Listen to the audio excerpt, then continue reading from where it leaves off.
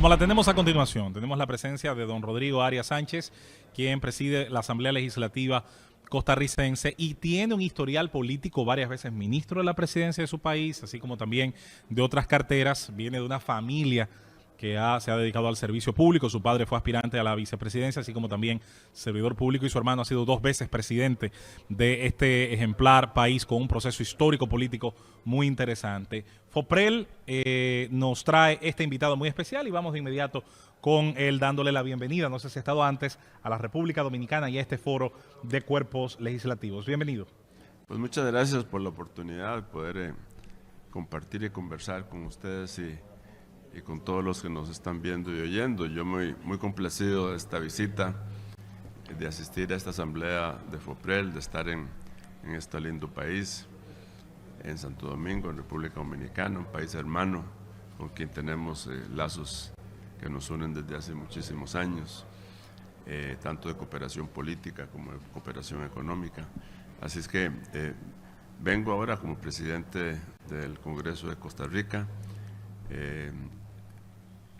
Es digamos la etapa tal vez final de mi carrera política ya.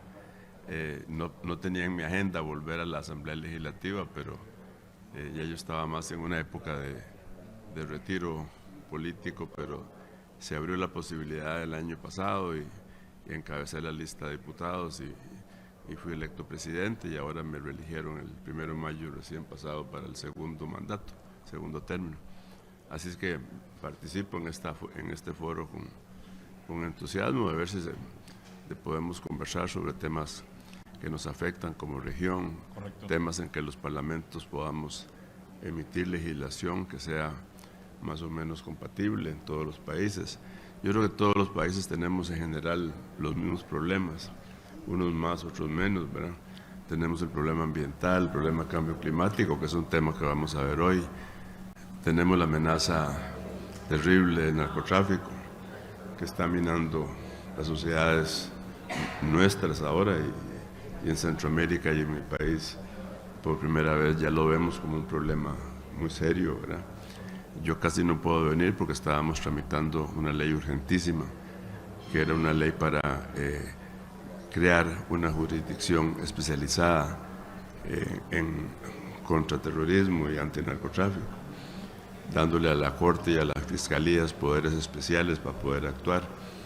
Era una ley que nos habían pedido que tenía que estar aprobada antes del 7 de junio y sesionamos por 15 días, más de 12 horas diarias, para poder aprobarla a tiempo, ya que se nos presentaron una cantidad de mociones para atrasar ese proyecto de ley. Pero en fin, esas son en general temas que podemos conversar hoy día en este foro, pero muy complacido de estar acá con ustedes y a la orden para lo que deseen conversar. Rodrigo, Costa Rica, ejemplo no solo de paz, sino de respeto institucional, estabilidad política, económica. Un ejemplo, la Suiza de América, en el sentido de la estabilidad. El papel de los foros, sobre todo de los congresos, en América Latina, que un presidente de la noche a la mañana disuelve un congreso, en otro país el Congreso despoja al presidente recién electo prácticamente, como en Perú, de esa elección. ¿Qué preocupación ven ustedes como foro y como Costa Rica en América Latina sobre la institucionalidad y la democracia que ha tenido tantos sobresaltos? Pues sí, ese ejemplo que usted pone es muy lamentable.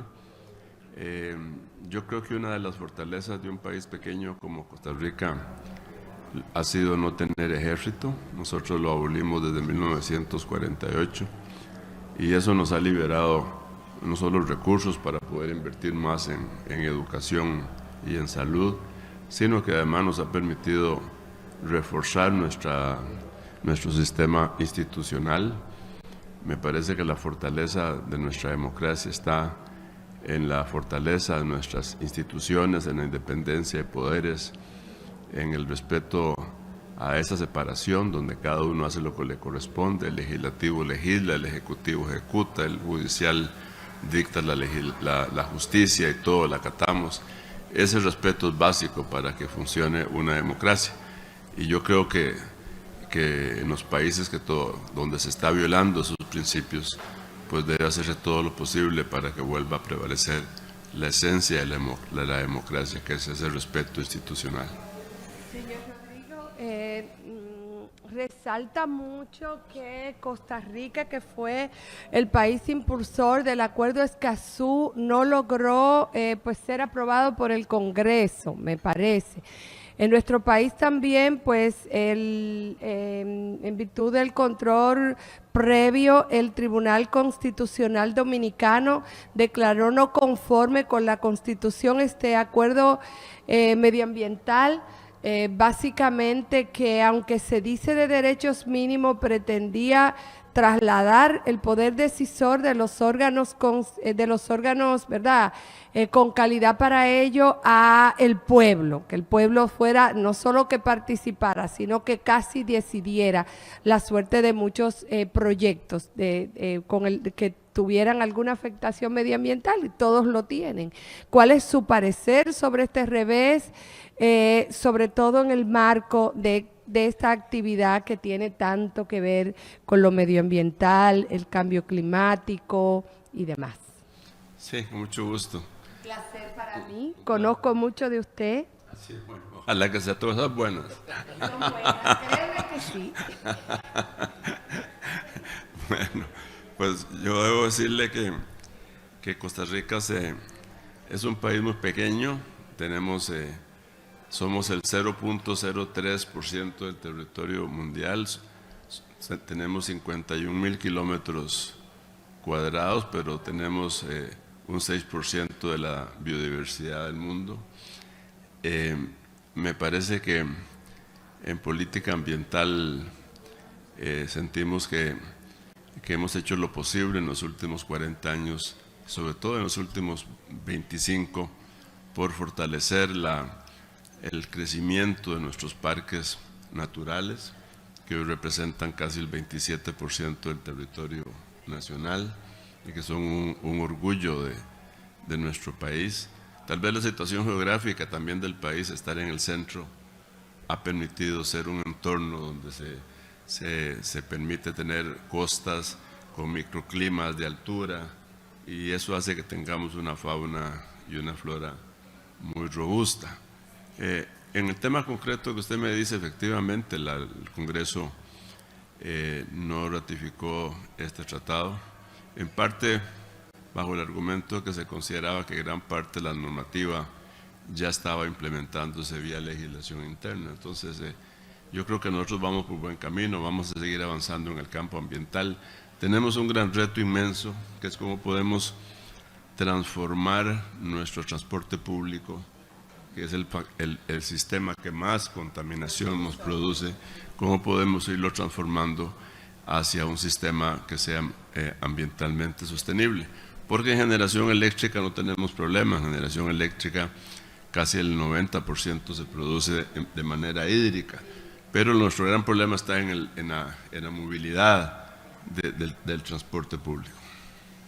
Don Rodrigo, muchísimas gracias por acompañarnos. Hay un tema que se discute ahora mismo en su país que está ocupando la atención prácticamente de Costa Rica. La Unión Europea tiene a Costa Rica en una denominada lista gris de países no cooperantes en materia de reforma fiscal. Y hay un proyecto del gobierno del presidente Rodrigo Chávez tratando para sacar a Costa Rica de esa lista, pero parece que ese proyecto no tiene mucho apoyo, sobre todo en el Congreso. ¿Cuál es la situación exactamente con todo esto allá en Costa Rica? Sí, efectivamente así es. Nosotros tenemos una excelente relación con la Unión Europea. Hemos peleado mucho para ser miembro de la OCDE.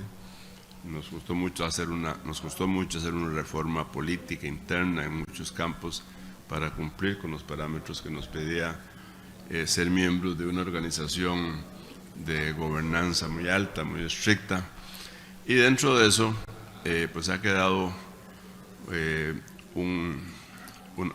una parte fiscal que ha sido rentas que se han generado fuera del territorio costarricense y que no están grabadas en nuestro país.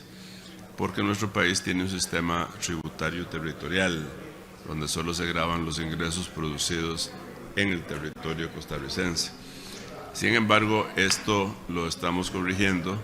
El gobierno envió un proyecto de ley donde se corrige ese problema, pero es un proyecto de ley que a su vez crea una reforma integral del impuesto de la renta, y nosotros consideramos que ese tema debe verse individualmente, no dentro de un paquete de impuestos.